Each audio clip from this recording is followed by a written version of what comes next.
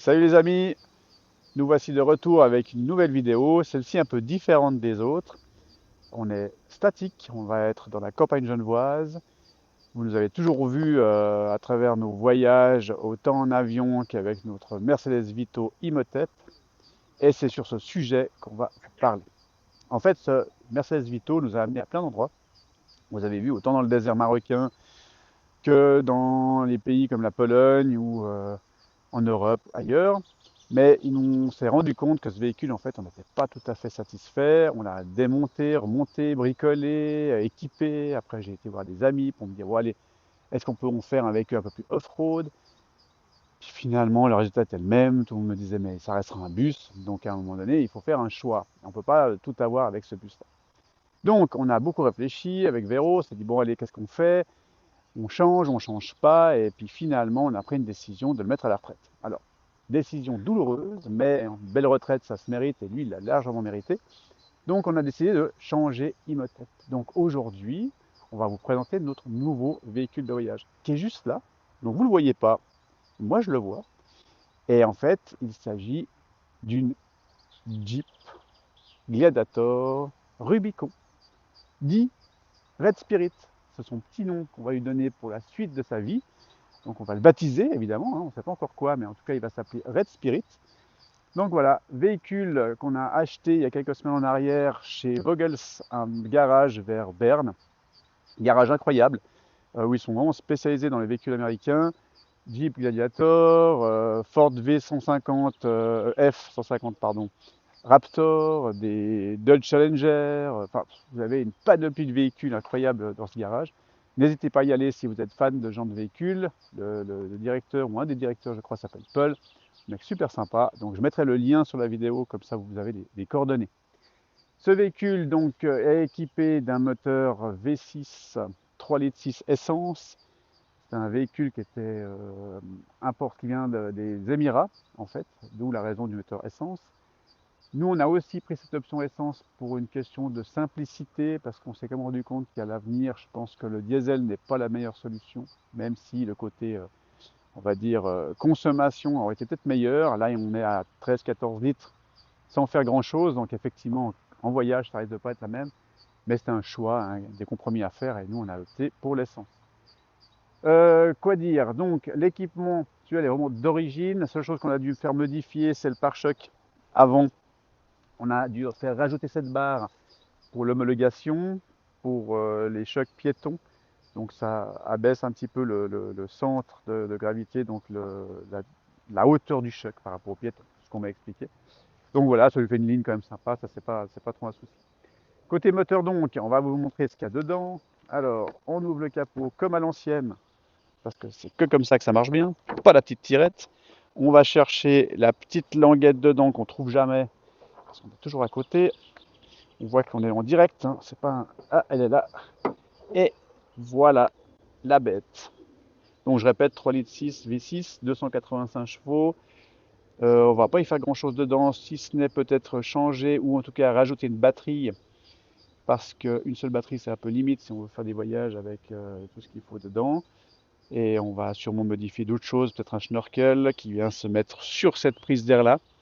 Ça on verra aussi par la suite, mais on fera des vidéos et on vous commentera tout ce qui s'est fait pour ce véhicule. Voilà, on referme tout ça. Sinon, l'équipement extérieur, pas grand chose d'autre. La monte de pneus, intéressant quand même parce qu'il est équipé de mode terrain en 2,55 75 17. Pas idéal pour rouler tous les jours ici, mais on se réjouit de les utiliser dans son élément de base, la terre. Donc, et à la suite, on changera sûrement les roues pour mettre des roues plus on va dire, adaptées à d'autres terrains. Sinon, le véhicule, c'est dimension 5,50 m de long, donc ça en fait pas un petit véhicule, mais pour voyager, je pense que c'est idéal. Il a un avantage, c'est qu'il a un poids relativement faible pour un pick-up et une Jeep. Il fait 2280 kg, ce qui n'est pas énorme finalement. On est bientôt limite le poids d'une Golf, hein, parce que quand on voit l'augmentation des poids de voiture, c'est pas mal ce poids-là. Seul inconvénient qui est en lien avec ça, c'est sa charge utile. Alors effectivement, malgré d'être un pick-up et d'avoir une benne relativement grande, il a une charge utile d'environ 550 kg, ce qui est un peu limite. Il faut savoir quand même qu'à l'avenir, on aimerait l'équiper d'une cellule à l'UCAB, et la cellule fait déjà 200-300 kg vide, donc en plus mettre l'eau, les affaires personnelles, l'équipement, etc. Ça risque d'être un peu limite. Donc on a décidé de faire une modification de la suspension que je vais vous montrer. Il s'agit en fait de mettre sous le véhicule, dans la suspension actuelle, un boudin dans les ressorts hélicoïdaux qu'on voit ici, rouge. Donc là, il y en a un ici et un forcément de l'autre côté. Ces deux boudins se gonflent en fait avec une valve. Là, on voit ici la petite valve que vous avez ici. Là, on gonfle, on met ce ferreur 2,4 bars pour augmenter la charge utile du véhicule. Donc ça, c'est une bonne nouvelle. Comme ça, on a une petite marge de manœuvre. On s'est fait mettre un petit attelage parce qu'on se dit que c'est toujours utile d'avoir un attelage si on va tracter un véhicule. Et puis voilà, sinon rien de spécial à annoncer d'autre. Et là maintenant, je vais avoir la chance et l'honneur de vous montrer l'intérieur. A tout de suite. Ah, me revoici. Donc maintenant, petite visite de l'intérieur. Attention les vélos. Paf, c'est parti. On s'installe à bord. Donc, intérieur, moi je trouve vraiment magnifique. On a eu vraiment un coup de cœur pour cet intérieur. En plus, bah, vous avez malheureusement pas l'odeur avec la caméra. Enfin, en tout cas sur ce coup-là, il y a des fois c'est bien de ne pas avoir l'odeur, mais c'est que là ça sent le cuir et le neuf et c'est vraiment agréable.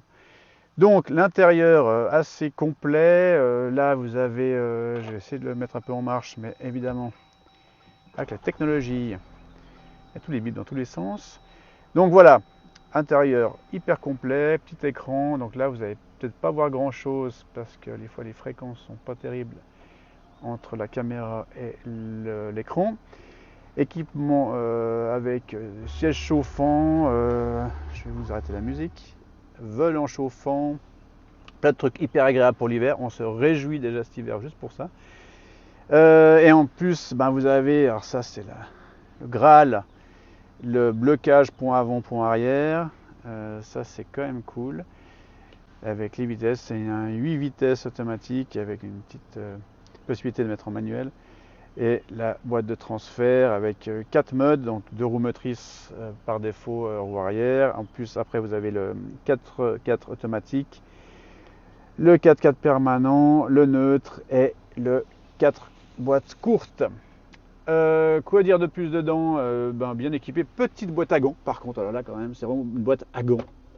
On confirme, c'est pas pour mettre autre chose que des gants. Mais bon, c'est pas tellement ça qu'on recherche dans ce genre de véhicule.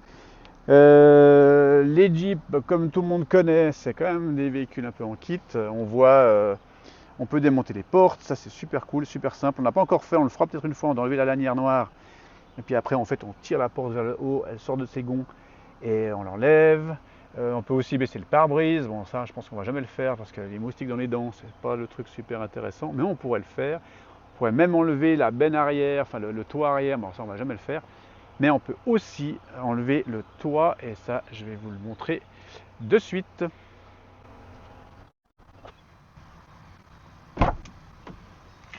Hello gay. Allez, démonstration. Je vous assure, j'ai jamais fait, donc on va le faire la première fois ensemble. Donc, on enlève ça, on tourne ce bignou, l'autre bignou et celui-là. Et là, le miracle opère, on fait comme ça. Alors après, je suis un peu enquiquiné parce que tout d'un coup, il manque des mains. Mais je vais y arriver. Tac, on enlève comme ça. Essayez de ne pas tomber sur la carrosserie, parce que ça serait quand même con, on va dire. Tac, et on enlève le toit. Aujourd'hui, avec le soleil qui fait, ben, je pense qu'on va peut-être rentrer comme ça. Ce serait une bonne idée.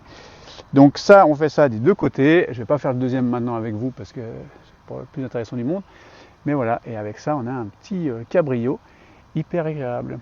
Bon, ben maintenant, on va passer à l'arrière, parce qu'il y a aussi un peu de volume derrière. On va vous montrer tout ceci. Alors,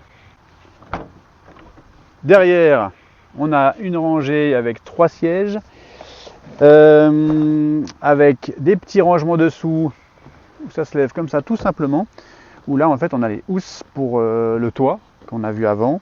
Donc ça c'est pas mal, on va sûrement pas le garder là parce que le toit on va pas l'enlever toutes les 30 secondes.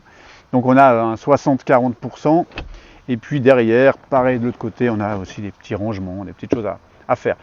À terme, on va, même assez vite finalement, on va sûrement supprimer cette banquette à l'arrière, mettre un kit, ça existe en fait pour les Jeep Gladiator, avec un socle plat en bois, avec un arrière aussi en bois, afin de pouvoir mettre le frigo, de pouvoir mettre nos affaires personnelles, peut-être un réservoir d'eau, peut-être avec la douche, on ne sait pas encore. Enfin bref, on va voir ça, on vous le montrera, on fera des vidéos dans ce sens-là. Pour gagner un peu de volume à l'intérieur, parce que le pick-up c'est un peu l'inconvénient, c'est que tout est dehors. Et tant qu'on n'a pas la cellule, nos affaires perso, on préfère les avoir dans l'habitacle. Donc on va faire plutôt cette solution. Voilà, j'espère que cette vidéo vous a plu. En tout cas, n'hésitez pas de liker, de vous abonner, de commenter. On se fera un plaisir de vous répondre.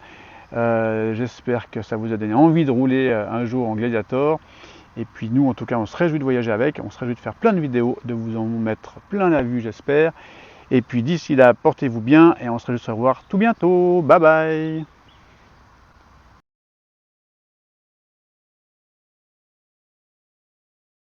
Et Véro, mais Véro, Véro, et où? Véro! Je suis là. Tu m'emmènes faire un tour? Ok, d'accord, allez, vas-y, monte et je t'emmène au bout du monde.